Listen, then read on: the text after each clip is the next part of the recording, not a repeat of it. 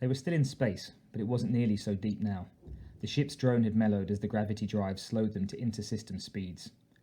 11 days, buddy boy, and then there's no more of your dick in my ear for what, 72 hours? Tom grinned and shook his head. You wish. Scott raised his coffee cup in a mock toast. Here's to pretty girls and sunny days, Tommy. He sipped the watery liquid and grimaced. Nothing like a nice mug of shit to put a shine on the morning, eh?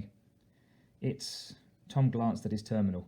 4 in the afternoon, you pig. Happy hour. Right, said Scott. Whatever. They sat in silence for a few moments.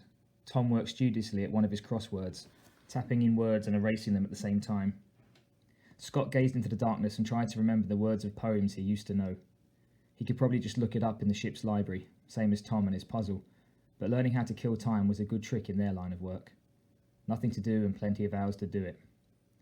'Twas brillig and the slivy toes did gyre and something wabe. All mimsy were the borrow grows and the something hast out grabe. 6-letter word for saint. Scott thought for a second and then smiled. Thomas. Funny. Like not wanting to fuck over all the things great and small makes me some kind of prince. I mean, really. Tom paused.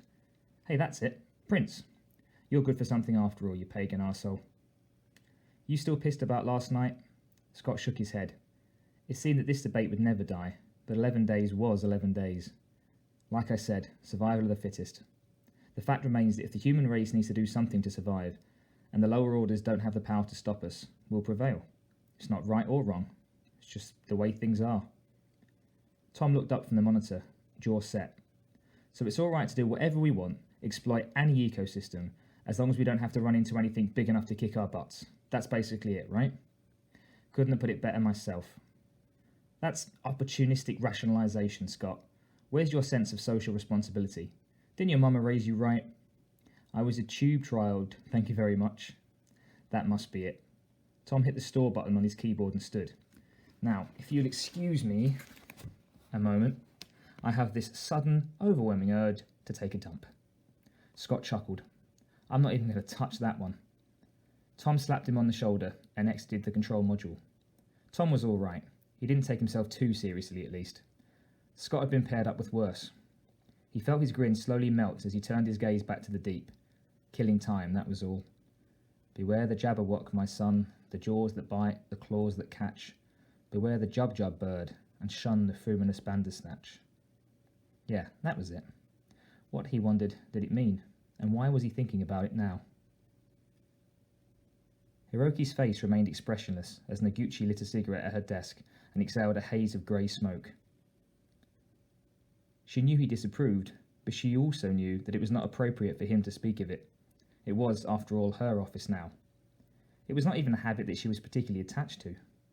But wouldn't your father be displeased, Machiko? Noguchi inhaled deeply. Hiroki uncrossed his legs on the couch and smoothed his small moustache carefully with one finger. As I was saying, Ackland expressed some concerns with the agreement. He says that he has the support of the other ranchers, or at least Harrison and Marionetti. Well, that's 3 of the big 4, Noguchi began. Perhaps we should contact the company?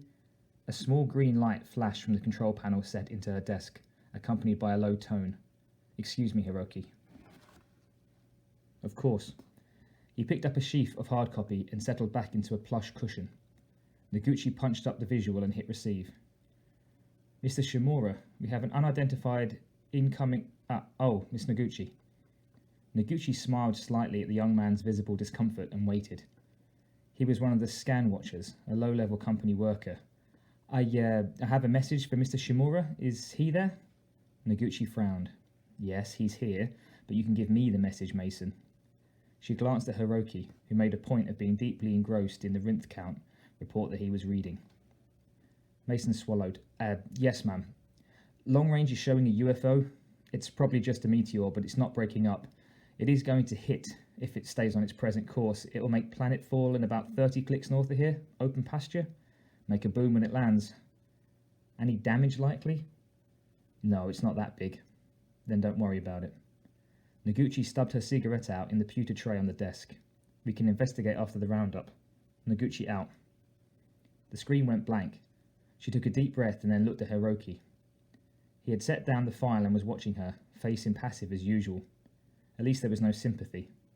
She opened her mouth, uncertain as to what she was going to say. Their relationship had progressed to a first-name basis, but that didn't make them friends. She forced herself not to look away. I've been here nearly 6 months, Hiroki, and still they report to you. The ranchers, even the staff, treat me like a stranger. I've done all I can think of to make this job mine. Noguchi fell silent and waited. Hiroki watched her for a few seconds and then stood and faced her, hands clasped behind his back. Maybe that is your problem, Machiko. You're trying to adopt the job to you rather than adapting yourself to it. You can't run an operation like this and hide from it at the same time, no matter how nice the office. Noguchi nodded slightly, thoughtful. This sounded like something he'd been waiting to say until asked, which made her wonder how long he'd been holding his tongue. Still, she needed an informed opinion. The ranchers respected Shimura. No, even further, they trusted him. She had not thought to find out how he achieved their loyalty. There are only 113 civilians on Ryushi, he continued, and besides the 30 or so company staff, we're dealing with freelancers here, not men and women who jump when the voice of the corporation speaks. They're not drones looking for advancement. They're people with children and homes. Quoting regulations will not get you very far. Noguchi felt a flash of anger, but she fought to keep it under control. What would you suggest, Hiroki? That I bake cookies and invite them on picnics? I suggest that when you ask for an opinion, you should consider the advice you receive. Hiroki picked up his sun helmet from the synth marble coffee table and walked to the door. He paused with his hand on the entry controls and looked back at her. Look, I'll be around for another 2 weeks, and then you're on your own. I will do what I can to help you in the meantime. He smiled a little. I think you will do fine, Machiko. She stood and nodded at him. Thank you for your assistance, Hiroki. It is nothing. Get out of the office once in a while. Get your hands dirty. He opened the door and then grinned easily. Get some rinse shit between your toes. Noguchi sat back down and rested her hands lightly on the black lacquered surface of her desk. Hiroki's words had stung a bit, but perhaps because there was some truth there. It deserved consideration. Hiroki was, after all, being promoted off Ryushi. The ones who went up the ladder were generally not those that kept a low profile, as she had been doing. Perhaps it's time to make some of my own moves.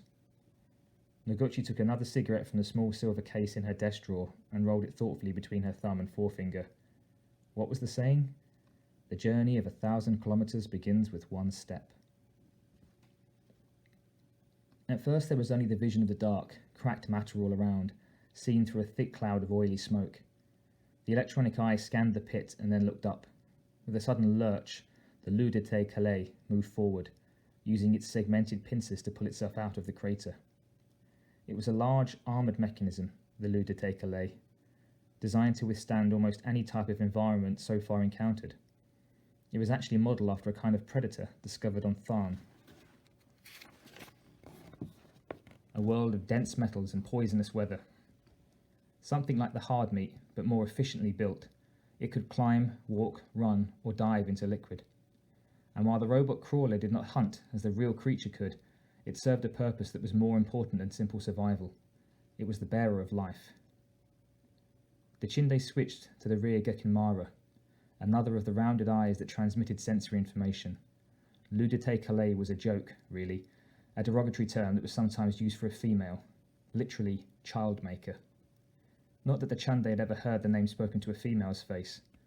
A warrior who would dare such a thing would not be wise, for an insulted and angry Yautja female was not something even a not-too-wise male wanted to create. Assuming the warrior was armed and expert, it might almost be an even match, but the Chande would put his wager on the female. His most recent partner had tossed him across the room during the heat of their mating, and that had been an accident. Mating. Now there was a pleasant thought. As if in accordance with the Chande's thoughts, the heavy Delex ramp in the tail of the crawler lowered and the machine began its function. An egg, the beginning of the hunt, made its way gently down the plated ramp to be deposited on the dusty ground. The crawler moved slowly forward to lay another. The Chande rolled the control bar on the table in his private chamber. The front view appeared again in the oval monitor screen. The crawler went forward towards a high mountain of some unknown material, Perhaps the cliff was of chalke or compressed dust. This world was a warm place, but not as humid as some. Twin suns and no freestanding liquid in sensory range. The read on the crawler showed that there were still dozens of eggs to be set. The red lines and smudges of the counter charged with each placement. Each egg was coded and tuned to a reader that would maintain the connection even after the egg hatched and became hard meat. They would not leave the hunt until all the prey had been taken. To leave even a single one was criminal. The Chande had not visited this place before, although the records show that there had been hunts here many seasons earlier. It was listed as wide and spacious, with no antagonists and many hiding places. Large, four-legged creatures dwelled there naturally, ideal hosts, perfect for training. They would go in fast and dark, that was standard, but there could hardly be anything on the planet to cause them problems. It was but another dry world, with little to offer save a place to hunt. The galaxy was full of such places. A small Tari Hassan ran in front of the egg layer, dark in colour and spined like an insect of some sort.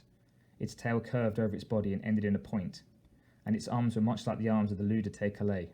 The crawler rolled over it, the treads crushing the tiny bug into the mottled ground. The Chande shook his head. Better it should die thus, for stupidity did not further any race, and running under tank treads was not high in the scale of cleverness. He watched as the counter ran slowly backward. They were close to this place, this dust world, but there was still plenty of time for the hard-meat children to find hosts.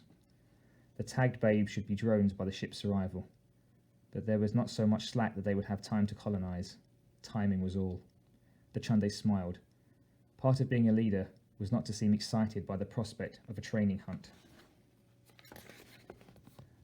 But in the privacy of his chamber, he allowed himself to feel the warmth of things to come. And somehow, this one felt different. There was an air of something.